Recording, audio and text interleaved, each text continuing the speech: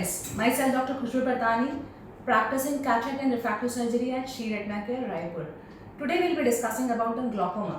Glaucoma बहुत common terms है, बहुत लोग जैसे ही ग्लोकोमा सुनते हैं और अचानक से एकदम टेंशन ले लेते हैं। तो friends, let me tell you what is glaucoma. Glaucoma जिसको हम कहते हैं काला पानी, काला मतलब इसमें जो भी डैमेज हो जाता है वह वापस रिकवर नहीं होता है। ग्लोकोमा क्यों होता है? तो ग्लोकोमा मतलब हमारे आँखों का दबाव, जिसको हम इंट्राओकुलर प्रेशर कहते हैं, वह बढ़ गया है। अगर आँखों का दबाव 20 से ज़्यादा लगातार हो तो दबाव के कारण आँखों की नसें, जिसको हम ऑप्टिक नर्व कहते हैं, वह धीरे धीरे डैमेज होने लगती है। यह डैमेज 1 या 2 दिन में नहीं होता है, इसके डैमेज होने के लिए सालों साल लग जाते हैं। ग्लोकोमा 2 तरह से होता है, एक ओपन एंगल ग्लोकोमा, एक angle closure glaucoma. Open angle glaucoma मतलब जैसे यह हमारी आँख है, इसमें यह ट्रेबेकुलर मेशवर्क होता है जो आँखों का पानी आँखों से बाहर निकालता है।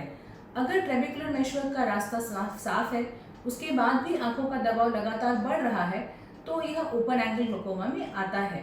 ओपन एंगल ग्लोकोमा को हम लोग आई ड्रॉप्स के सहारे ट्रीट करते हैं। Second type of glaucoma is angle closure glaucoma, मतलब जो हमारे आँखों का रास्ता है, ट्रेबेकुलर मेशवर्क का रास्ता है जहाँ से पानी बाहर जा रहा है, वो रास्ता छोटा है। अगर यह रास्ता छोटा है तो वह पानी पूरा तरह से बाहर नहीं निकल पाता है और वह पानी आँखों में दबाव क्रिएट करता है, प्रेशर बढ़ाता है। तो इसे हम एंगल क्लोजर ग्लोकोमा बोलते हैं। एंगल क्लोजर ग्लोकोमा के लिए हम ट्रेबेकुलर मेशवर्क से पानी बाहर नहीं जा रहा है तो एक लेज़र करके नया रास्ता क्रिएट करते हैं, जिसे हम आइडियोटॉमी कहते हैं, ताकि पानी 2 या 3 डायरेक्शन से बाहर हो जाए और आँखों का दबाव कम हो जाए। ओपन एंगल ग्लोकोमा, जैसे मैंने आपको बताया, यह ड्रॉप्स के सहारे ठीक होता है। 3 से 4 तरह के ड्रॉप्स अवेलेबल हैं। डॉक्टर्स आपके प्रेशर के अनुसार ड्रॉप्स को प्रेस्क्राइब करते हैं। जो भी ड्रॉप आपको प्रेस्क्राइब किया गया है उसे अपने डोजिंग के हिसाब से डालें और टाइम का ध्यान रखें।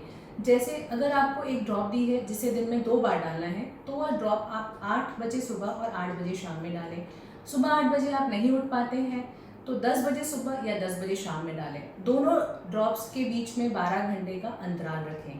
ड्रॉप्स आपको एक ही बूंद आँख में डालना है, क्योंकि 2 से 3 बूंद ड्रॉप डालने के बाद वह ड्रॉप नीचे बह जाएगी और उस ड्रॉप का कोई मतलब नहीं रहेगा। एक बूंद ड्रॉप आपको इस तरह से बॉटल को ओपन करना है, जैसे मैंने बॉटल ओपन किया है। अपने लोअर लिड, मतलब ये नीचे की पलक को नीचे खींचना है, अपने सिर को थोड़ा टिल्ट करते हुए आँख में इस तरह डालना है और 10 सेकेंड के लिए जहाँ हमने चश्मा लगाते हैं उस जगह पे ब्लॉकेज करना है। मन में 1 2 3 4 5 ऐसे 10 काउंट करना है और फिर आंखों को खोल लेना है। यह ऑक्लूजन इसलिए ज़रूरी है क्योंकि अगर हम एक बूंद ड्रॉप डालते हैं तो आपने देखा होगा वो ड्रॉप नाक के सहारे गले में आ जाती है, गले में कुछ टेस्ट आता है और वह आंखों पे असर नहीं करती है। अगर हम उस ड्रॉप को यहाँ पे बंद करेंगे तो वह ड्रॉप आंखों में रुकेगी और ड्रॉप का असर आंखों में ज़्यादा होगा। अगर कुछ दवाई 2 या 3 बार आपको दवाई डालने को दी गई है, सपोज आपको 2 ड्रॉप दी गई है, तो दोनों ड्रॉप्स के बीच में आधे घंटे का अंतराल रखें। जैसे एक ड्रॉप अगर आपने रात में 8:30 बजे डाली है तो सेकेंड ड्रॉप आप 9 बजे डालिए। ड्रॉप भूल जाते हैं, कभी मुझे याद नहीं रहता, मोबाइल में अलार्म लगाइए। आजकल मोबाइल सबके पास अवेलेबल है। आप अगर अलार्म लगा के ड्रॉप्स को डालते हैं तो मैं ये दावे के साथ कह सकती हूँ, जो डैमेज हो जाता है वो तो वापस नहीं आ सकता, लेकिन आगे आपकी आंखों में डैमेज नहीं होता है।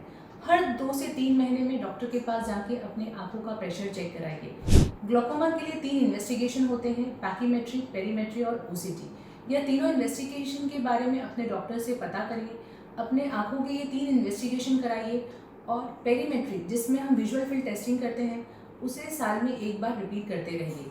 विजुअल फील्ड टेस्टिंग में हमें ये समझ में आ जाता है कि यहाँ हमारा ग्लोकोमा बढ़ तो नहीं रहा है, और लगातार हम अपने आंखों का अगर सर्विलेंस या ध्यान रखें, बराबर अगर समय पे ड्रॉप डालें, तो ग्लोकोमा स्थायी हो जाता है, बढ़ता नहीं है और हमारा विजन लॉस होने से हम बच सकते हैं।